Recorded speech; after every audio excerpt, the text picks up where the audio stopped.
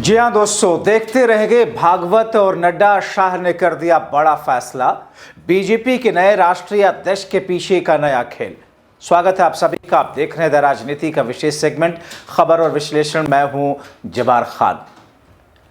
तो दोस्तों, आखिर ऐसा क्या हुआ कि अमित शाह ने भागवत या संघ को बिना कॉन्फिडेंस में लिए हुए कोई फैसला कर लिया, और जिस फैसले से खुद जेपी नड्डा पार्टी के राष्ट्रीय अध्यक्ष भी हैरान रह गए। विस्तार से दोस्तों आपको सब कुछ बताते हैं, अगले चंद मिनट मेरे साथ में जरूर रहें। दोस्तों, भारतीय जनता पार्टी ने लंबे समय के बाद आखिरकार अपना राष्ट्रीय अध्यक्ष चुन ही लिया, भले ही राष्ट्रीय कार्यकारी अध्यक्ष हो। मगर बीजेपी ने जैसे ही ऐलान किया, चारों तरफ एक अलग तरह का हंगामा मच गया। कटघरे में बीजेपी आला कमान भी आते दिखे। कैसे, ये सब बताते हैं। मगर उससे पहले बात नए राष्ट्रीय अध्यक्ष, जो कार्यकारी अध्यक्ष के तौर पर नियुक्त हुए हैं, जो कि राष्ट्रीय अध्यक्ष बनेंगे। दोस्तों, बीजेपी ने एक बड़ा फैसला लेते हुए कायस्थ समाज से आने वाले नेता और मंत्री नितिन नवीन को राष्ट्रीय कार्यकारी अध्यक्ष बनाने की घोषणा कर दी। नितिन नवीन को राष्ट्रीय कार्यकारी अध्यक्ष बनाए जाने का मतलब है कि नए अध्यक्ष मिलने तक नितिन नवीन जेपी नड्डा की जिम्मेदारी संभालते नजर आएंगे। वैसे बीजेपी में परंपरा है कि कार्यकारी अध्यक्ष ही पूर्णकालिक अध्यक्ष नियुक्त होते रहे हैं। नितिन नवीन बीजेपी के सबसे युवा अध्यक्षों में से एक अध्यक्ष हैं। दोस्तों, माना यह जा रहा था कि जातिगत समीकरणों को ध्यान में रखते हुए भारतीय जनता पार्टी पिछड़ा वर्ग या फिर दलित समुदाय से किसी को राष्ट्रीय अध्यक्ष बना सकती है। लेकिन सबको चौंकाते हुए कायस्थ जाति से आने वाले नितिन नवीन को पार्टी की कमान सौंप दी गई। देश भर में कायस्थ की आबादी लगभग 2.5 से 3 करोड़ आबादी तक बताई जाती है, जो कुल आबादी का 2 से 2.5% तक ही है। उत्तर प्रदेश और बिहार, पश्चिम बंगाल में इनकी बड़ी आबादी है, बड़ा राजनीतिक असर भी है। आप देखें कि मुगल काल और फिर ब्रिटिश काल में कायस्थ को लेखक, मुंशी, मुनीम, राजस्व संग्रह करने वाले और लिपिकों के पेशेवर समूह के तौर पर पहचान मिली। हालांकि उनका उल्लेख 10वीं और 11वीं सदी से मिलता है। उच्च शिक्षा प्राप्त कायस्थ जाति के लोग शीर्ष पदों पर पहुंचे और उसके बाद स्वतंत्रता आंदोलन और आजाद भारत की राजनीति में उनका रसूख रहा। देश के पहले राष्ट्रपति डॉक्टर राजेंद्र प्रसाद, लाल बहादुर शास्त्री भी इसी समुदाय से थे। हरिवंश राय बच्चन, मुंशी प्रेमचंद ने साहित्य जगत में नाम रोशन किया। विज्ञान के क्षेत्र में शांति स्वरूप भटनागर, जगदीश चंद्र बोस और सत्येंद्र नाथ बोस अविस्मरणीय रहे। स्वतंत्रता आंदोलनकारियों की बात करें तो सुभाष चंद्र बोस, चित्तरंजन दास, रास बिहारी बोस, गणेश शंकर विद्यार्थी को भी भुलाया नहीं जा सकता। पश्चिम बंगाल में कायस्थों की आबादी 27 लाख से अधिक बताई जाती है। बंगाल के ज्यादातर हिस्सों में कायस्थ फैले हुए हैं। घोष, बोस, दत्ता, ग्रह और अन्य उपनामों से इन्हें जाना जाता है। कायस्थ समुदाय बंगाल में भी संपन्न और प्रभावशाली समुदायों में से एक है। बंगाल विधानसभा चुनाव में इनकी बड़ी भूमिका रहने वाली है। कोलकाता के आसपास भी इनकी उल्लेखनीय संख्या रही है।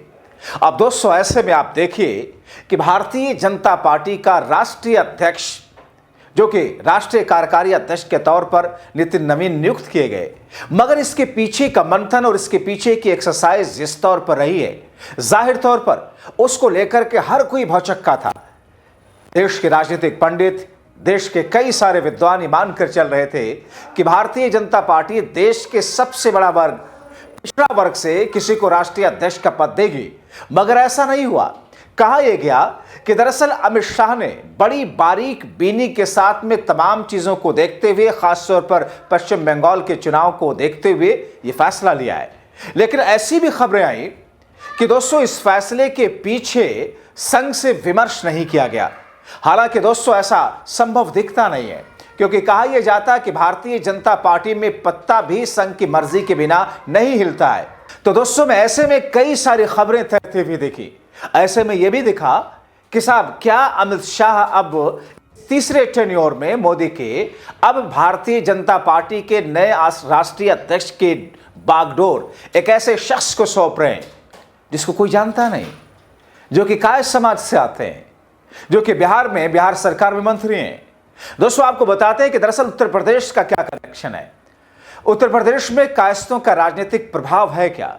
दरअसल अखिल भारतीय कायस्थ महासभा के अनुसार यूपी में कायस्थों की आबादी की अगर मैं आपको बात बताऊं, यूपी में कायस्थों की आबादी 1.5 से 2 करोड़ के बीच है, जो प्रदेश की जनसंख्या का 3 से 4% तक है। प्रदेश के 37 जिलों की 67 विधानसभा सीटों पर उनकी अच्छी खासी तादाद है और राज्य की 25 सीटों पर वो निर्णायक भूमिका निभाते हैं। कायस्थों को लाला भी कहते हैं। यूपी बिहार में श्रीवास्तव, सिन्हा, माथुर, सक्सेना उपनाम से पहचाने जाते हैं। कायस्थ खुद को भगवान चित्रगुप्त का वंशज मानते हैं।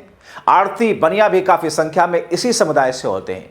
कानपुर देख लीजिए, कानपुर, उन्नाव, लखनऊ, आगरा, बरेली से लेकर अलीगढ़ तक उनकी संख्या काफी अच्छी खासी मानी जाती है। बिहार में कायस्थों की आबादी के प्रभाव की अगर बात करें, उसे समझें तो दोस्तों आप देखते हैं कि बिहार विधानसभा चुनाव में बीजेपी और जेडीयू ने उनके आप प्रत्याशियों को देखें, सिर्फ एक सीट पर कायस्थ उम्मीदवार को उतारा था। बीजेपी से सिर्फ नितिन नवीन उम्मीदवार थे जो 5वीं बार चुनाव जीत करके मंत्री बने। बिहार में कायस्थ जाति की आबादी महज 0.5% है, यानी कि सिर्फ आधी फीसदी। नितिन नवीन के पिता नवीन किशोर सिन्हा भी भारतीय जनता पार्टी के बड़े नेता रहे। हालांकि अब कायस्थ समुदाय से राष्ट्रीय अध्यक्ष बनाकर पार्टी ने बीजेपी ने एक बड़ा संदेश देने की कोशिश की है। माना जा रहा है 14 जनवरी को मकर संक्रांति के बाद नितिन नवीन को पूर्णकालिक अध्यक्ष भी बनाया जाएगा। यानी कि अभी भले ही वो बीजेपी के राष्ट्रीय कार्यकारी अध्यक्ष बने हैं, लेकिन मकर संक्रांति यानी कि चंद दिनों के बाद में वो पूर्णकालिक बनाए जाएंगे। अमित शाह के गृह मंत्री बनने के बाद आप देखें कि जेपी नड्डा भी पहले कार्यकारी अध्यक्ष बने थे और उसके बाद में पूर्णकालिक अध्यक्ष बने। बिहार में रविशंकर प्रसाद, ऋतुराज सिन्हा, संजय मयूख भी इसी समुदाय से आते हैं। नितिन नवीन के राष्ट्रीय कार्यकारी अध्यक्ष बनाए जाने का मतलब है कि वो नए अध्यक्ष का चुनाव होने तक पार्टी के कप्तान होंगे। नितिन नवीन बिहार में बीजेपी के कद्दावर नेता हैं। बिहार सरकार में पथ निर्माण और विकास जैसे अहम विभाग के मंत्री हैं। वो पटना के बांकीपुर विधानसभा सीट से लगातार चुनाव जीतते आ रहे हैं। नितिन नवीन को बीजेपी का राष्ट्रीय कार्यकारी अध्यक्ष बनाए जाने की घोषणा बीजेपी की ओर से जारी एक पत्र से किया गया। बीजेपी के राष्ट्रीय महासचिव अरुण सिन्हा ने इस संबंध में पत्र जारी किया। दोस्तों, बीजेपी ये नियुक्ति केवल एक संगठनात्मक बदलाव ही नहीं, बल्कि आने वाले समय में राष्ट्रीय राजनीति की दिशा तय करने वाला कदम मान करके चल रही है। नितिन नवीन को बीजेपी में एक ऐसे नेता के तौर पर देखा जाता है जिन्होंने संगठन के हर स्तर पर काम किया। युवा मोर्चा से लेकर के राज्य सरकार और अब राष्ट्रीय संगठन तक उनका सफर भारतीय जनता पार्टी के भीतर भरोसे का प्रतीक माना जाता है। पार्टी के अंदर उन्होंने एक डिसिप्लिन, ऑर्गेनाइज्ड, स्ट्रॉन्ग स्ट्रैटेजी और ग्राउंड कॉन्टैक्ट लीडर के रूप में उन्हें जाना जाता है। और यही वजह है कि जब पार्टी को राष्ट्रीय अध्यक्ष स्तर पर संगठन और ज्यादा धार देने की जरूरत महसूस हुई तो नेतृत्व की नजर नितिन नवीन पर जाकर के ठहरी। नितिन नवीन अभी बिहार सरकार में पथ निर्माण और नगर विकास मंत्री हैं। पटना के बांकीपुर सीट से 5 बार से विधायक जीतते आ रहे हैं। काय समाज से, जैसा कि मैंने आपको बताया, आते हैं और इस समय बिहार मंत्रिमंडल में काय समाज से वो इकलौते मंत्री हैं। नवीन किशोर, जो कि उनके पिता भारतीय जनता पार्टी के कद्दावर नेता, पिता के निधन के बाद नितिन नवीन उनकी राजनीतिक विरासत को आगे बढ़ाते हुए दिख रहे हैं। तो एक ऐसी स्थिति दोस्तों, जब भारतीय जनता पार्टी में राष्ट्रीय अध्यक्ष के चुनाव को लेकर के या भले ही राष्ट्रीय कार्यकारी अध्यक्ष के चुनाव को लेकर के ये माना जा रहा था कि मोदी और शाह किसी ऐसे चर्चित और बड़े चेहरे को यहां पर लाकर बिठाएंगे जिसका एक प्रभाव आने वाले दिनों में बढ़ता हुआ दिखाई देगा, जो सबको पहले से दिखेगा। मगर मोदी और शाह ये तो हमेशा चौंकाने वाले फैसले लेते हुए दिखाई दिए। एक बार फिर से अमित शाह और मोदी की जोड़ी ने एक ऐसा फैसला जेपी नड्डा को हटा करके उनकी जगह बिठाने का लिया है जिसके बारे में किसी ने सोचा नहीं था। आप क्या सोचते हैं? अपनी राय जरूर लिखें।